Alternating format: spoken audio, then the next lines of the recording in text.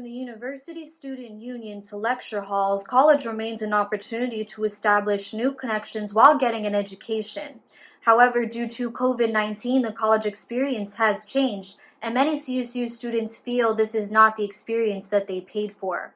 With in-person facilities and in-person instruction remaining unavailable, many students are calling for CSUs to lower tuition for the spring, which will remain virtual. I understand with COVID and how the world is just messed up right now that it's not plausible to assume that we can have the full student body on campus or even maybe half of it at one time. But if I'm paying for college, I feel like I would like to go at least once or twice a week. My opportunity to learn has kind of diminished because I'm just trying to do the work and get through the stuff and read the next chapter and be ahead. Among students' demands to reduce campus fees, many petitions have been made. This CSUSM petition has raised almost 900 signatures so far. I saw it when it first came out, and my thoughts, I agree with the rest of the student body. Like, we're not on campus. We're not having the same form of face-to-face interaction with our professors. We're not having any events. Like, we're not even getting lunch or any type of free meals or, like, swag or whatever they used to call it. I just feel like our school is made up of a lot of minorities, and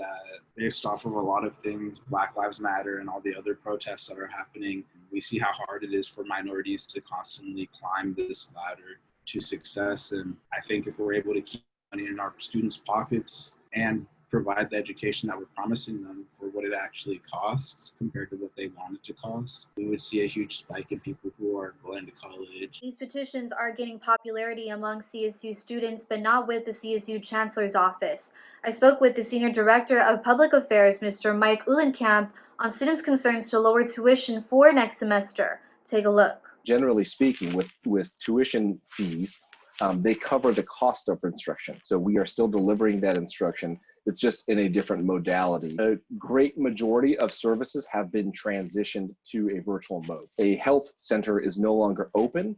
The services available from the health center are available virtually. Should we reduce tuition or eliminate fees, it would be catastrophic. We would have to reduce programs.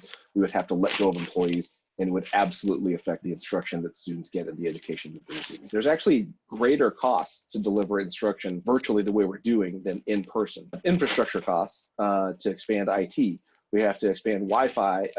There's professional development that's taking place on campuses. Campuses are providing students with tens of thousands of Wi-Fi hotspots, iPads, Chromebooks, you name it. With San Marcos, I believe it was 1982, the students agreed to pay a student fee to fund the construction of that facility. It's similar to a mortgage. And simply because you are no longer using the property doesn't mean that the mortgage goes away. We've already received a $300 million cut. So in order for us to be able to provide the best possible educational experience, the revenue does need to exist.